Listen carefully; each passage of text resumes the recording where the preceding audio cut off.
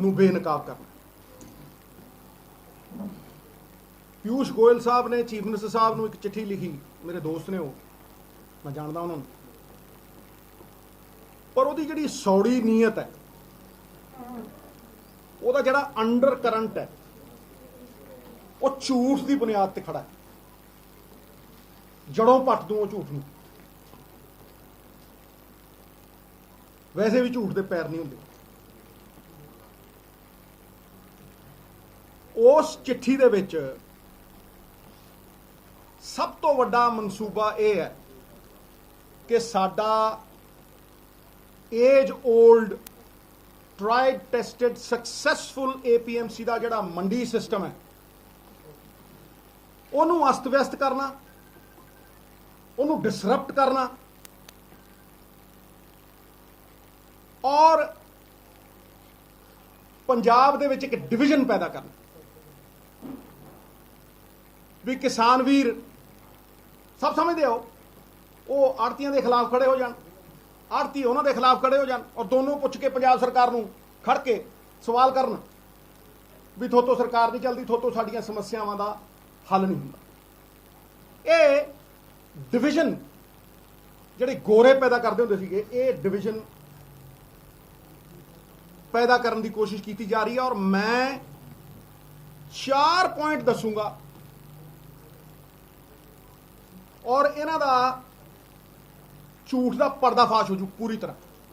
मैं पहला भी जदों भी गल की है तर्क ते की है और सरेआम कह के की है भी किते भी कोई भी सेंटर सरकार का बंदा आके मेरे नाल पहले किसी ने अज तक कोई जवाब नहीं दिता। हुण गोयल साहब ने बड़ा कैटेगोरिकली डायरैक्ट पेमेंट की गल की है और जे तुसी देखो डायरैक्ट पेमेंट भी हरेक बंदे तनख्वाह वो खाते च पैंदी है। ये तो बड़ी वधिया गल है, गल सुनन च बड़ी चंगी लगती है, पॉलिसी लिखण दे विच बड़ी चंगी लगती है, बड़ी सुहांदी है। पर मैं कहना छाती ठोक के शुरली है, ਇਹਦਾ ਮਨਸੂਬਾ ਕੁਝ ਹੋਰ ਹੈ। ਗੋਇਲ ਸਾਹਿਬ ਇਹ ਤਰਕ ਦਿੰਦੇ ਆ ਕਿ ਜੀ ਪੰਜਾਬ ਦਾ ਜਿਹੜਾ ਰੈਵਨਿਊ ਡਿਪਾਰਟਮੈਂਟ ਹੈ ਉਹਨੂੰ ਲੈਂਡ ਰਿਕਾਰਡਾਂ ਦੇ ਬਾਰੇ ਸਾਰਾ ਕੁਝ ਪਤਾ ਹੈ ਔਰ ਸਭ ਕੁਝ ਜਾਣੂ ਹੈ, ਓਨਰਸ਼ਿਪ ਹੋਲਡਿੰਗਸ ਦੇ ਬਾਰੇ। ਪਰ ਮੈਂ ਸੈਂਟਰ ਸਰਕਾਰ ਦਾ ਆਪਦਾ ਹੀ ਤੀਰ ਇਹਨਾਂ ਦੇ ਵੱਲ ਕਰਦਾ, मैं मोड़ देना उन्होंने इन्हां वल। नैशनल सैंपल सर्वे 2012-13 का, ये मेरा नहीं है, ये नैशनल सैंपल सर्वे है। वो कहता भी 24% खेती जिहड़ी हुंदी वो ठेके ते हुंदी है। मैं उहदे च एडिशन करन लग्या, 24% खेती ठेके ते हुंदी है, मैं उहदे ते एडिशन करन लग्या। ਉਹ खेती ओरल कॉन्ट्रैक्ट से होंदी है, किसी रिटन कॉन्ट्रैक्ट से नहीं होंदी, अनरिटन है, वो ओरल है, जबानी है। आ पिंड मान वाले आ बैठा मेरा ताए दा मुंडा, इनू पुछो 2 एकड़ किते दिती हुई है, 3 एकड़ किते दिती हुई है, जबान ते दिती है या लिखत ते दिती है। हुण तुसीं मैनूं दसो कि गोयल साहब कहंदे भी सारे लैंड रिकॉर्ड हैगे ने, उन्हां कोल लैंड रिकॉर्ड जिहड़े ने ओनरशिप दे हैगे ने, वो ये जानते ने कि जी आ फलाने बंदे दी फलानी मालकीयत है, पर उन्हां दे कोल ठेके वाला कोई रिकॉर्ड नहीं है। और मैं तुहानूं चैलेंज नाल कहना, जो गोयल साहब कह रहे हैं, तुसीं आ विसाखी दे उत्ते इन्हां दी चिट्ठी इन बिन लागू कर दिओ, इन बिन लागू कर दिओ, तो मैं थोनू कहना कि 25 तो 30% पंजाबियों को कोई पेमेंट नहीं मिलनी, कोई पेमेंट। वो खड़ा हो मंडी च कणक लैके, पर उन्होंने पेमेंट मिलने की कोई उम्मीद नहीं हो। और ये किहड़ा किसान है? मैं छाती ठोक के कहना, डंके की चोट से कहना, किहड़ा किसान है? ये 2 एकड़ वाला जेड़ लैंड होल्डिंग्स छोटियां हो गई। तुसीं देखो साडी जवानी बाहर जाई जाती है। ਜੱਟਾਂ ਦੇ ਜਿੰਨੇ ਪੁੱਤ ਹੁੰਦੇ ਉਨੀ ਜ਼ਮੀਨ ਵੰਡੀ ਜਾਂਦੀ ਹੈ, ਉਨਾ ਹੀ ਠੇਕਾ ਵਧੀ ਜਾਂਦਾ ਹੈ। ਇਹ ਸਾਰੇ ਉਹ ਨੇ ਜਿਹੜੇ ਕਤਾਰ ਦੇ ਵਿੱਚ ਅਖੀਰ 'ਚ ਖੜੇ ਨੇ, ਛੋਟੇ ਫਾਰਮਰ ਦੇ। ਇਹ 30% ਵਾਂਝੇ ਰਹਿ ਜਾਣਗੇ, ਮੈਂ ਡੰਕੇ ਦੀ ਚੋਟ ਤੇ ਕਹਿਣਾ। ਦੂਜੀ ਗੱਲ, ਮੇਰਾ ਦੂਜਾ ਪੁਆਇੰਟ, ਪਰ ਛੋਟੀ ਪ੍ਰੈਸ ਕਾਨਫਰੰਸ ਪਰ ਮੈਂ ਤਾਰ ਕਰ ਦੂੰ, ਜ਼ਾਰ ਕਰ ਦੂੰ। ਮੇਰਾ ਦੂਜਾ ਪੁਆਇੰਟ, ਭਾਈ ਇਹ ਛੋਟਾ ਕਿਸਾਨ ਜ਼ਮੀਨ ਠੇਕੇ ਤੇ ਲੈਣ ਤੋਂ ਪਹਿਲਾਂ ਪੈਸੇ ਕਿੱਥੋਂ ਲੈਂਦਾ? ਉਹਦੇ ਕੋਲ ਹੈ ਨਹੀਂ। ਜੇ ਉਹਨੇ 4 ਏਕੜ ਤੇ ਕਲਟੀਵੇਸ਼ਨ ਕਰਨੀ ਹੈ, 2 ਏਕੜ ਤੇ ਕਰਨੀ ਹੈ, 1.5 ਏਕੜ ਤੇ ਕਰਨੀ ਹੈ, 5 ਏਕੜ ਤੇ ਕਰਨੀ ਹੈ, ਉਹ ਆੜ੍ਹਤੀ ਤੋਂ ਪੈਸੇ ਲੈਂਦਾ। ਉਹ ਕਹਿੰਦਾ ਲਿਆ ਯਾਰ 2 ਲੱਖ ਦੇ ਦੇ, ਮੈਨੂੰ ਲੱਖ ਦੇ ਦੇ। ਕਿਉਂ? ਉਹਨੇ ਬੀਜ ਖਰੀਦਣਾ, ਉਹਨੇ ਠੇਕਾ ਦੇਣਾ। ਠੇਕਾ ਨਹੀਂ ਦੇਣਾ, ਉਹਨੇ ਠੇਕਾ ਦੇਣਾ। ਉਹਨੇ ਪੈਸਟੀਸਾਈਡ ਖਰੀਦਣੀ ਹੈ, ਖਰੀਦਣੀ ਕਿ ਨਹੀਂ ਖਰੀਦਣੀ? ਇਹ ਸਾਰਾ ਕੁਝ ਉਹਨੇ ਖਰੀਦਣਾ। ਫਿਰ ਉਹਦੀ ਕਾਸਟ ਆਫ ਪ੍ਰੋਡਕਸ਼ਨ ਹੈ, ਉਹ ਪਹਿਲਾਂ ਹੀ ਆੜ੍ਹਤੀਏ ਤੋਂ ਲੈਂਦਾ। ਆੜ੍ਹਤੀਆ ਉਹ ਕਾਸਟ ਬੀਅਰ ਕਰਦਾ। ਇਹ ਐਨਟਵਾਈਨਡ ਸਿਸਟਮ ਹੈ। ਕੋਈ ਇਹ ਥੋੜਾ ਨਾ ਵੀ ਤੁਸੀਂ ਆਪਣਾ ਤੁਗਲਕੀ ਫਰਮਾਨ ਜਾਰੀ ਕਰੋਗੇ ਤੇ ਸਿਸਟਮ ਜ਼ਾਰ ਕਰ ਦਿਓਗੇ। ਇਹ ਤੇ ਉਦੋਂ ਦਾ ਚੱਲੀ ਆਉਂਦਾ। ਤੁਸੀਂ ਦੇਖ ਲਓ ਕਿੰਨੀ ਦੇਰ ਦਾ ਚੱਲੀ ਆਉਂਦਾ। ਇਹ ਭੁਲੇਖਾ ਹੈ। ਕਈ ਲੋਕ ਕਹਿੰਦੇ ਨੇ ਜੀ ਕਿ ਆੜ੍ਹਤੀਆ ਜਿਹੜਾ ਸਰਵਿਸ ਪ੍ਰੋਵਾਈਡ ਕਰਦਾ ਨਾ, ਉਹ ਮੈਨੂੰ ਲੱਗਦਾ ਕਣਕ ਸੁਕਾਉਣ ਦੀ ਸਰਵਿਸ ਪ੍ਰੋਵਾਈਡ। ਬਿਲਕੁਲ ਨਹੀਂ, ਝੂਠ ਹੈ। ਜਿਹਨੇ ਖੇਤੀ ਕੀਤੀ ਹੈ, ਜਿਹੜਾ ਖੇਤਾਂ 'ਚ ਰੁਲਿਆ, ਮਿੱਟੀ ਨਾਲ ਮਿੱਟੀ ਹੋਇਆ, ਜਿਹਨਾਂ ਬੀਂਡੀਆਂ ਨੂੰ ਮੋਢੇ ਲਾਇਆ, ਨਵਜੋਤ ਸਿੰਘ ਸਿੱਧੂ ਵਰਗੇ ਬੰਦੇ, ਸਮਝ ਨਹੀਂ, ਉਹ ਜਾਣਦੇ ਆ ਵੀ ਇਹ ਸਿਸਟਮ ਕਿਵੇਂ ਚੱਲਦਾ। ਇਹ ਸਿਸਟਮ ਜਿਹੜਾ ਇਕਨੋਮਿਕ ਸਿਸਟਮ ਐਗਰੀਕਲਚਰ ਦਾ ਹੈ, ਦੇਖੋ ਐਗਰੀਕਲਚਰ ਦੀ ਰੀੜ੍ਹ ਦੀ ਹੱਡੀ ਕਿਸਾਨ, ਸਾਡੀ ਪਛਾਣ ਕਿਸਾਨ, ਜਗਦੀ ਜਾਨ ਕਿਸਾਨ। ਲੇਕਿਨ ਇਹ ਜਿਹੜੀ ਐਗਰੀਕਲਚਰ ਇਕਨੋਮੀ ਹੈ, ਇਹਦੀ ਰੀੜ੍ਹ ਦੀ ਹੱਡੀ ਆੜ੍ਹਤੀ ਹੈ। ਕੋਈ ਕਰ ਲੈ ਬਹਿਸ ਮੇਰੇ ਨਾਲ, ਤੁਸੀਂ ਕਰ ਦਿਓ 1 ਮਿੰਟ ਦੇ ਵਿੱਚ। ਦੇਖੋ ਤੁਸੀਂ ਨਾਲ ਦੀ ਨਾਲ ਉਹ ਖੜੇ ਆ। ਤੇ ਜਿਹੜੀ ਫਸਲ ਵੀ ਚੁੱਕਦੀ ਹੈ ਪੰਜਾਬ ਸਰਕਾਰ, ਉਹ ਤੁਹਾਨੂੰ ਲੱਗਦਾ ਕਿ ਉਹ ਆਪ ਹੀ ਚੁੱਕ ਲੈਂਦੇ? FCI ਚੁੱਕਦੀ ਹੈ, ਸਾਰੇ ਆੜ੍ਹਤੀਆਂ ਨੂੰ ਕਿਹਾ ਜਾਂਦਾ। ਗੱਡੀਆਂ ਉਹ ਲਿਆਉਂਦੇ ਆ, ਟੋਚਨ ਉਹ ਪਾਉਂਦੇ ਆ, ਸਮਾਨ ਉਹ ਪਹੁੰਚਾਉਂਦੇ ਆ। ਕੌਣ ਕਹਿੰਦਾ ਭਾਈ ਵੀ ਜਿਹੜਾ ਆੜ੍ਹਤੀ ਹੈ ਉਹ ਇਹਦਾ ਹਿੱਸਾ ਨਹੀਂ ਹੈ? He is not entwined with the system. ਮੈਨੂੰ ਕੋਈ ਸਮਝਾ ਦੇ। ਫਿਰ ਤੁਸੀਂ ਕਹਿੰਦੇ ਹੋ ease of doing business. Ease of doing business ਤੇ ਇਹੀ ਹੈ ਵੀ ਗੁੱਡ ਫੇਥ ਤੇ ਕੰਮ ਚੱਲ ਰਿਹਾ। ਆੜ੍ਹਤੀ ਨਾਲ ਗੁੱਡ ਫੇਥ ਤੇ ਕੰਮ ਚੱਲ ਰਿਹਾ, ਜ਼ਬਾਨ ਦੇ ਨਾਲ ਕੰਮ ਚੱਲ ਰਿਹਾ। ਤੁਸੀਂ ਤਾਂ ਕਹਿੰਦੇ ਹੋ ਨਾ ਈਜ਼ ਆਫ। ਲਾ ਮੈਂ ਤੁਹਾਨੂੰ ਗਰੰਟੀ ਦਿੰਦਾ, ਤੁਸੀਂ ਕਹੋ ਜੀ ਕਾਗਜ਼ ਪੇਸ਼ ਕਰੋ, ਕਿਸੇ ਨੇ 6 ਮਹੀਨੇ ਦਾ ਕੰਟਰੈਕਟ ਕੀਤਾ, ਕਹਿੰਦੇ ਤੁਸੀਂ ਜਾ ਕੇ ਤਹਿਸੀਲਦਾਰ ਕੋਲ ਖੜਾ ਦਿਓਗੇ, ਤੁਸੀਂ ਜਾ ਕੇ ਪਟਵਾਰੀਆਂ ਦੇ ਕੋਲ ਖੜਾ ਦਿਓਗੇ, ਰਜਿਸਟਰੀ ਜਿੰਨਾ ਕੰਮ ਕਰਾਉਣਾ ਪਊ। ਕਿੰਨੇ ਕਰ ਦੇਣਗੇ ਮੈਨੂੰ ਦਿਖਾ ਦਿਓ। ਕਹਿੰਦੇ ਜੀ ਹਰਿਆਣਾ ਕਰ ਦੂ। ਮੈਂ ਦੇਖੂ 6 ਮਹੀਨਿਆਂ ਬਾਅਦ, ਸਾਲ ਬਾਅਦ ਰੌਲਾ ਕਿਦਾ ਪਤਾ, ਹੈਲੀਕਾਪਟਰ ਨਹੀਂ ਉਤਰਨ ਦਿੰਦੇ।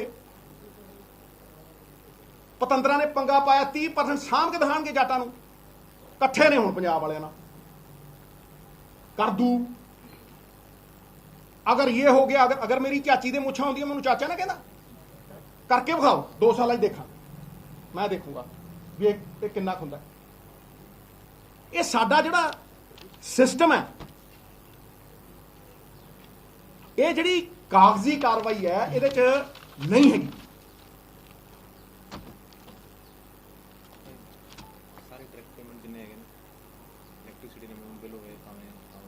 ਮੈਂ ਹੁਣ ਇਹ ਕਹਿੰਦੇ ਨੇ ਜੀ ਇਹ ਡਾਇਰੈਕਟ ਪੇਮੈਂਟ ਜਿਹੜੀ ਹੈ, ਇਹਨੂੰ ਕੋਈ ਕਿੰਤੂ ਪਰੰਤੂ ਨਹੀਂ ਹੈ।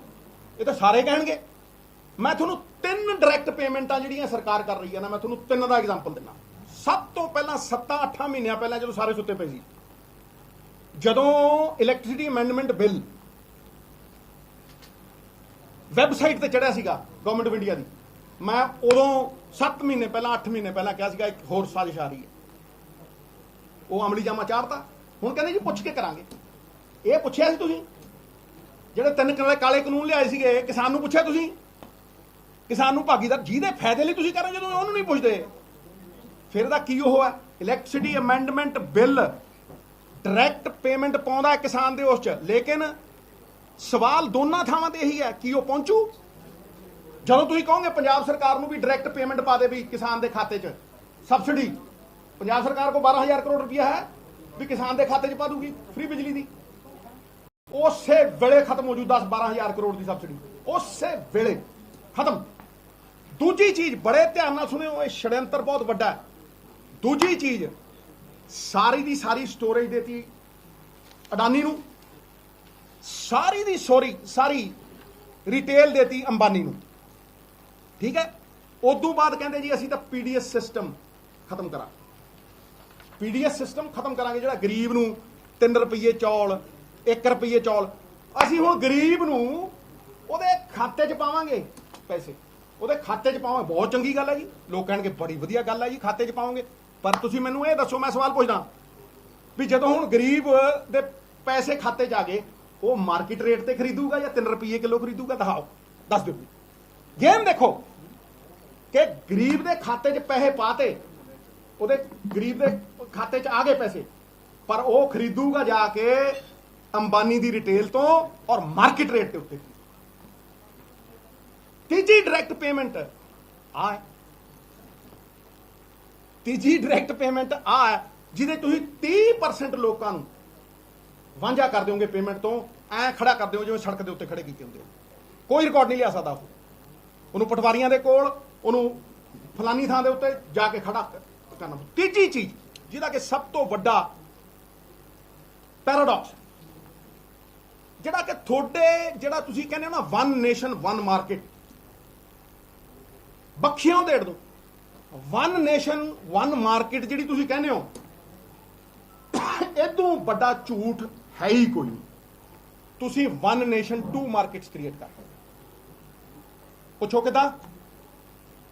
ਵਨ ਨੇਸ਼ਨ 2 ਮਾਰਕੀਟਸ ਤੁਸੀਂ ਕ੍ਰੀਏਟ ਕਰ ਰਹੇ ਹੋ। ਮੈਂ ਤੁਹਾਨੂੰ ਗਰੰਟੀ ਦੇ ਕੇ ਕਹਿਣਾ, ਜੜਾ ਤੇ ਜਾ ਕੇ ਸਰਕਾਰੀ ਮੰਡੀ ਦੇ ਵਿੱਚ ਜਾ ਕੇ ਖਰੀਦੂਗਾ, ਉਹਦੇ ਲੈਂਡ ਰਿਕਾਰਡ ਵੀ ਦੇਵੇ, ਉਹਦੇ ਖਾਤਿਆਂ ਦੇ ਵਿੱਚ ਪੇਮੈਂਟ ਪਊ, ਉਹ ਜਾ ਕੇ ਪਟਵਾਰੀਆਂ ਕੋ ਖੜੇ, ਉਹ ਜਾ ਕੇ ਤਹਿਸੀਲਦਾਰਾਂ ਕੋ ਖੜੇ, ਤੇ ਜਿਹੜਾ ਪ੍ਰਾਈਵੇਟ ਸਬਜ਼ੀ ਮੰਡੀ 'ਚ ਜਾ ਕੇ ਵੇਚੂ, ਜਿਹੜਾ ਪ੍ਰਾਈਵੇਟ ਅੰਬਾਨੀ ਤੇ ਅਡਾਨੀ ਨੂੰ ਜਾ ਕੇ ਕਣਕ ਦਊ, ਜੀਰੀ ਦਊ, ਜਿਹੜਾ ਜਾ ਕੇ ਆੜ੍ਹਤੀਏ ਨੂੰ ਪ੍ਰਾਈਵੇਟ ਮੰਡੀ ਦੇ ਵਿੱਚ ਜੀਰੀ ਦਊ, ਉਹਨੂੰ ਕੋਈ ਲੋੜ ਨਹੀਂ ਹੈ, ਉਹਨੂੰ ਕੋਈ ਲੋੜ ਨਹੀਂ ਹੈ, ਉਹਨੂੰ ਨਾ ਕਾਗਜ਼ ਦਿਖਾਉਣ ਦੀ ਲੋੜ ਹੈ, ਉਹਨੂੰ ਭਾਵੇਂ ਆਨਲਾਈਨ ਪੇਮੈਂਟ ਕਰ ਦਿਓ, ਉਹਨੂੰ ਭਾਵੇਂ ਜਿਵੇਂ ਮਰਜ਼ੀ ਕੈਸ਼ 'ਚ ਪੇਮੈਂਟ ਕਰ ਦਿਓ।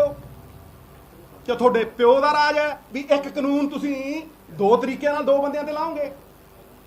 ਇਹਦਾ ਮਤਲਬ you are promoting private mandis, you are promoting Ambanis and Adanis, you are promoting them। ਇਹ ਕਲੀਅਰ ਹੈ, ਇਹ ਸਾਫ਼ ਹੈ। ਨਹੀਂ ਤਾਂ ਤੁਸੀਂ ਡਿਊਲ ਉੱਥੇ ਕਿਉਂ ਨਹੀਂ ਲਾਏ? ਜਦੋਂ ਕੋਈ ਬੰਦਾ ਪ੍ਰਾਈਵੇਟ ਮੰਡੀ 'ਚ ਸਬਜ਼ੀ ਵੇਚਣ ਜਾਂਦਾ, ਨਹੀਂ ਤਾਂ ਉਹਨੂੰ ਟੈਕਸ ਲਾਦਾ। ਲੱਗਦਾ ਮੈਂ ਯਾਰ ਜਾ ਕੇ ਪ੍ਰਾਈਵੇਟ ਮੰਡੀ ਵੱਲ, ਤੇ ਉਹ ਕਾਗਜ਼ ਦਿੰਦਾ, ਜਾਂ ਤਾਂ ਤੁਸੀਂ ਉਹਨੂੰ ਵੀ ਲਿਖਦੇ, ਉਹ ਕਾਗਜ਼ ਦਿੰਦਾ। ਜਦੋਂ ਕੋਈ ਬੰਦਾ ਅੰਬਾਨੀ ਅਡਾਨੀ ਨੂੰ ਦੇਣ ਜਾਊ, ਉਹ ਕਾਗਜ਼ ਦਿੰਦਾ, ਉਹਨੂੰ ਤੁਸੀਂ ਆਨਲਾਈਨ ਪੇਮੈਂਟ ਕਰਦੇ ਹੋ। ਇਹ ਕਿੱਥੋਂ ਦਾ ਇਨਸਾਫ ਹੈ ਅੱਜ ਸੈਂਟਰ ਸਰਕਾਰ ਵਾਲਿਓ ਵੀ ਤੁਸੀਂ ਇੱਕ ਕਾਨੂੰਨ 2 ਬੰਦਿਆਂ ਲਈ ਅੱਡ-ਅੱਡ ਲਾਗੂ ਕਰ ਰਹੇ ਹੋ? ਇਹ ਹੋਇਆ ਕਦੇ ਅੱਜ ਤੱਕ ਕਿ ਜੀ ਤੇਰੇ ਲਈ ਕਾਨੂੰਨ ਅੱਡ ਹੈ, ਤੇਰੇ ਲਈ ਕਾਨੂੰਨ ਅੱਡ, ਤੇ ਤੇਰੇ ਲਈ ਕਾਨੂੰਨ ਅੱਡ ਹੈ? ਇਹ ਜਿਹਾ ਕਿਹੜਾ ਕਾਨੂੰਨ ਹੈ? ਮੈਨੂੰ ਦੱਸ ਦਿਓ, ਸਮਝਾ ਦਿਓ। It impinges on the spirit of the Constitution. No discrimination on the basis of caste, color and creed. ਸਾਡੀ ਕਨਸਟੀਟਿਊਸ਼ਨ, ਸਾਡੇ ਫੈਡਰਲ ਸਟਰਕਚਰ ਦੇ ਉੱਤੇ ਬਹੁਤ ਵੱਡੀ ਮਾਰ ਹੈ। ਤੁਸੀਂ ਬਾਂਹ ਮਰੋੜ ਨਹੀਂ ਚਾਹੁੰਦੇ ਹੋ ਸਾਡੀ, ਤੁਸੀਂ ਡਬਲ ਸਟੈਂਡਰਡ ਦਿਖਾਉਂਦੇ ਹੋ, ਤੁਸੀਂ ਡਿਸਪੈਰਿਟੀ। ਕਨਸਟੀਟਿਊਸ਼ਨ ਕਹਿੰਦਾ ਇਕੁਆਲਿਟੀ, ਕਿੱਥੇ ਦੀ ਇਕੁਆਲਿਟੀ ਹੈ? ਤੁਸੀਂ ਡਿਸਪੈਰਿਟੀ ਕਰ ਰਹੇ ਹੋ, ਸ਼ਰੇਆਮ ਡਿਸਪੈਰਿਟੀ ਕਰ ਰਹੇ ਹੋ। Same law different for different people. ਇਸ ਕਰਕੇ ਮੈਂ ਕੋਰ ਨਿੰਦਾ ਕਰਦਾ, ਔਰ ਇਹਨੂੰ ਇੱਕ ਛੜਯੰਤਰ ਸਾਡੇ APMC ਨੂੰ ਡਿਸਮੈਂਟਲ ਕਰਨ ਦਾ, ਇੱਕ ਐਸੀ ਸਿਚੁਏਸ਼ਨ ਕ੍ਰੀਏਟ ਕਰਨ ਦਾ ਜਿਹੜੀ ਕੱਲ ਨੂੰ ਕਿਓਸ ਟੂ ਕਨਫਿਊਜ਼ਨ ਕ੍ਰੀਏਟ ਕਰ, ਭਾਈ ਲੜਾ ਦੇ। ਪੰਜਾਬ ਦੇ ਵਿੱਚ ਇੱਕ ਐਸੀ ਪਰਿਸਥਿਤੀ ਪੈਦਾ ਕਰਦੇ ਜਿਹੜੀ ਲਾਅ ਐਂਡ ਆਰਡਰ ਸਿਚੁਏਸ਼ਨ ਬਣ ਜੇ, ਫਿਰ ਤੁਹਾਨੂੰ ਹੈਂਡਲ ਮਿਲ ਜੇ। ਫਿਰ ਤੁਹਾਡੇ 4 ਲਗਾੜੇ ਉੱਠ ਕੇ ਜਿਹਨਾਂ 2 ਸੀਟਾਂ ਨਹੀਂ ਮਿਲਦੀਆਂ, ਉਹ ਗਵਰਨਰ ਕੋਲ ਜਾਣ ਤੇ ਕਹਿਣ, ਦੇਖੋ ਜੀ ਆ ਦੇਖੋ ਸਥਿਤੀ ਖਰਾਬ ਹੋ ਗਈ। ਜਾਓ ਨਾ ਬਿਹਾਰ ਦੇ ਵਿੱਚ, ਕਹੋ ਸਥਿਤੀ ਖਰਾਬ ਹੋ ਗਈ, ਰੈਫਟੇ ਵੱਜਦੇ ਆ, ਧੱਕੇ ਮਾਰ ਲਿਜਾਂਦੇ ਆ ਉਹ। ਜਾਓ ਨਾ ਕੋ ਚੀਫ ਉੱਥੇ ਹਰਿਆਣੇ ਦੇ ਵਿੱਚ ਔਰ ਕਹੋ ਕਿ ਚੀਫ ਮਿਨਿਸਟਰ ਦਾ ਹੈਲੀਕਾਪਟਰ ਨਹੀਂ ਉਤਰਨ ਦਿੰਦੇ, ਡਿਪਟੀ ਸੀਐਮ ਨੂੰ ਪੈਰ ਨਹੀਂ ਧਰਨ ਦਿੰਦੇ। ਉੱਥੇ ਸਥਿਤੀ ਠੀਕ ਹੈ, ਆਪਣੀ ਵਾਰੀ ਆਊਂ ਹੈ। ਯੂ ਆਰ ਇਨਸਾਈਟਿੰਗ them, ਤੁਸੀਂ ਇਨਸਟੀਗੇਟ ਕਰ ਰਹੇ ਹੋ ਸਾਡੇ ਕਿਸਾਨ। ਤੁਸੀਂ ਉਹਨੂੰ ਪੀਸਫੁਲ ਪ੍ਰੋਟੈਸਟ ਕਰਨ ਤੋਂ ਬਹੁਤ ਜ਼ਿਆਦਾ ਉਹਦੀ ਬਾਂਹ ਮਰੋੜ ਰਹੇ ਹੋ।